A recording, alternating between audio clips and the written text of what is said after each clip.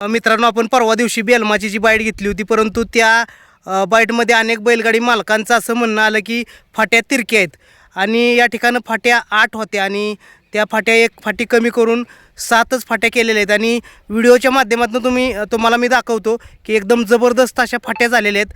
आणि सर्वात महत्त्वाचं, आता थांबायला म्हणसाल तर समोर जागा बघा, तुम्ही बघू शकताय. इथनं पुढं जी झाडं दिसतात आंब्याची तिथपर्यंत थांबायला जागा आहे आणि मातेचं पलटी केलेलं रान आहे, परंतु ते लोटर वगैरे केलं जाणार आहे सगळं. आणि फाट्या पूर्ण मुजवून, खरं तर या कमिटीला मानलं पाहिजे की 100% फाट्या मुजवून या ठिकाणं ह्या डबल फाट्या टाकलेल्या आहेत. तुम्हाला व्हिडिओच्या माध्यमातून दाखवतो फाट्या कशा झाल्यात. त्या ज्या ठिकाणं निकाल रेषा आहे त्या निकाल रेषेवरती आहोत आणि इथून तुम्ही बघू शकता आता एका रेषेमध्ये फाट्या आहेत आणि फाट्याचं ज्या 8 फाट्या होत्या त्या 7 फाट्या केलेल्या आहेत. तुम्हाला झूम करून सुद्धा दाखवतो. आणि एकदम सरळ आता फाट्या पडलेल्या आहेत, त्या 1 तास मुजवून 7च फाट्या केलेल्या आहेत. महाराष्ट्रात पहिल्यांदाच असं एखाद्या आयोजक आहेत त्यांनं एखादं मैदान मुजवून दुसरं मैदान लगेच तयार केलं. याला बैलगाडी शर्यतीतील नाद आणि शौकीन छोटंसंच गाव आहे, परंतु सांगितल्या पद्धतीनं जी संपूर्ण दुरुस्ती करायची होती ती करून घेतलेली. हा व्हिडिओ बैलगाडी मालकांच्या माहितीसाठी टाकला. भैरवनाथाच्या नावानं चांग भले बोला, चांग भले. मित्रांनो बघा, पलीकडे इकडे गावात तमाशा चाललाय. बेलमाशी तालुका वाई जिल्हा सातारा आपण आता सध्या येतोय. गावात तमाशा चालू आहे, परंतु बैलगाडी शर्यतीवर असणारा प्रेम नाद आपल्याला या ठिकाणी बघायला मिळतंय. एवढी माणसं कुठे गेला तरी मोठमोठ्या गावात सुद्धा बाईटला नसतायत, परंतु त्यांना सांगितल्याप्रमाणे मैदानाची दुरुस्ती करण्यात आलेली आहे मित्रांनो.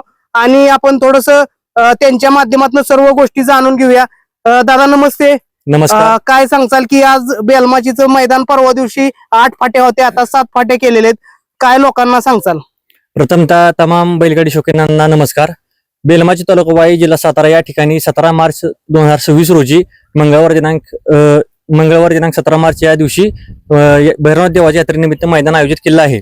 आदरणीय विलास देशमुख सर यांच्या मार्गदर्शनाखाली हे संपूर्ण मैदान भरत असताना ज्या काही शंका होत्या की थोडीशी फाटी तिरकी असणं किंवा अजून काय, तर ते सर्व आम्ही दुरुस्त करून घेतलेलं आहे. आणि आमच्या गावच्या सर्व ग्रामस्थांची एवढी या संपूर्ण मैदानासाठी सहकार्याने एकी लाभली की तुम्ही म्हणलं तसं त्याप्रमाणे तिकडे गावचा तमाशा चालू असताना सुद्धा सगळे नागरिक बरेचसे या मैदानावर उपस्थित आहेत. हे संपूर्ण मैदान आमच्या गावातील सर्व नागरिकांच्या सहकार्याने, नेहरू मंडळातील सर्व सहकारी, शिवाय उमाजीराजे मित्र मंडळ बेलमाची आणि बेलमाची व बेलमाची पंचक्रोशीतील या सर्व नेहरू मंडळ, तसे नवतरुण मित्र मंडळ मुंबई या सर्वांच्या सहकार्याने संपन्न होणार आहे. आणि ज्या काही शंका कुशंका होत्या त्या सुद्धा आम्ही संपूर्ण दूर केल्या आहेत. फाटीचा जो काही इश्यू होता तो सुद्धा आम्ही क्लिअर केला आहे आणि मैदान पारदर्शक होण्यासाठी आम्ही संपूर्ण ग्रामस्थ कटिबद्ध आहोत.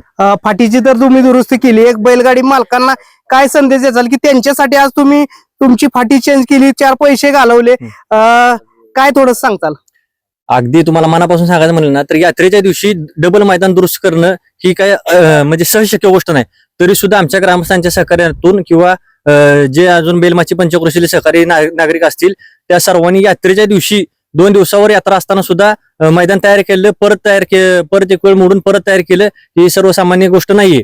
तर मला असं वाटतंय की एवढं संपूर्ण सहकार्य केलंय ना, तर या स्पर्धेसाठी किंवा बैलगाडी शर्यतीसाठी बहुसंख्य लोकांनी ह्या म्हणजे स्पर्धेत उपस्थित राहावं आणि भरपूर नोंद करून खेळाचा आनंद घ्यावा. नमस्ते. काय सांगचाल मैदानाविषयी? हे मैदान ग्रामपंचायत बेलमाची सातारा जिल्ह्यातील महाराष्ट्र शासनाच्या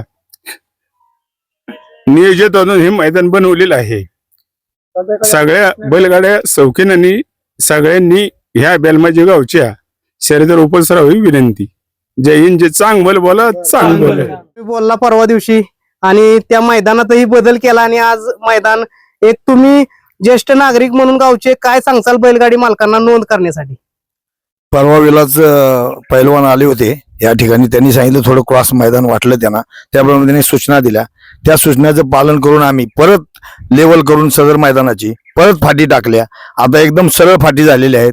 तुम्हाला कोणाला पाहायचं असेल तरी प्रत्यक्ष येऊन बघू शकता किंवा इथं गाडी घेऊन येऊन ट्रायल मारू शकता तुम्ही, त्यात काय अडचण येणार नाही. जर आली आपण बनवलेलाच आहे आता एकदम व्हिडिओ पण आपण बनवलाय, तो पण पहिला तो व्हिडिओ आम्ही बनवला, आपण बनवलेलाच आहे. त्याचप्रमाणे आता तुम्ही जर प्रत्यक्ष बघितलं तर कुठेही तुम्हाला वळण किंवा कुठलेही कुठलीच एक सुद्धा फाटी वाकडी तिकडे दिसणार नाही. तरी जास्तीत जास्त लोकांनी यामध्ये आपल्या गाड्या नोंद कराव्यात आणि आमच्या गावची शोभा वाढवावी. आम्हाला फक्त आनंद त्याच्यामध्येच आहे. आम्ही दुसरा कुठलाच विचार केलेला नाही. त्यामुळं आपण जास्तीत जास्त संख्येने कशा गाड्या इथं नोंद कराल आणि कसं तुम्ही आम्हाला सहकार्य चांगल्या पद्धतीने करा. यापुढे सुद्धा आम्हाला असाच आनंद जर मिळत राहिला तर आम्ही परत परत हे मैदान घेऊ शकतो अशी आम्हाला इच्छा व्हावी. असं तुम्ही सर्वांनी नोंद करून दाखवली पाहिजे. नमस्ते, नाव सांगा. माझं नाव तुकाराम विठ्ठल इताबे. मी एक मुंबईकर आहे, पण ह्या बैलगाडी शर्यतीचा अतोनात नाद आहे.